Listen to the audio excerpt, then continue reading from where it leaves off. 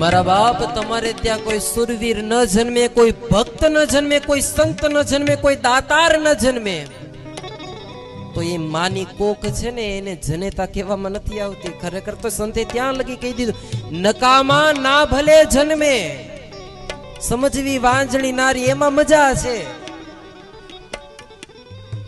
સાહેબ મને અત્યારે ભગતસિંહ નો એ પત્ર યાદ આવે છે. અંતકાળે જયારે ભગતસિંહ જેલમાં હતા, આમ સજા કહી દીધી હતી કે ફાંસી છે આ જ દિવસે, એક પત્ર લખ્યો છે ભગતસિંહ.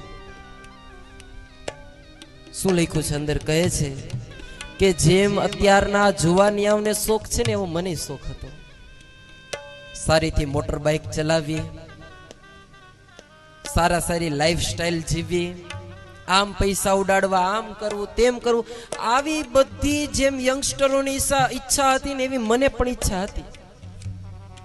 પણ જ્યારે મારા દેશની વાત આવી, જ્યારે દેશ માટે કામ આવવાની વાત આવી, ત્યારે બધા મારા સ્વપ્નો ઉપર મેં પગ મૂકી અને મારા દેશના કામ કરવા માટે નીકળી ગયો. જ્યારે આવા સંતતિની જન્મ થાય ને ત્યારે સમજવું કે જનેતા.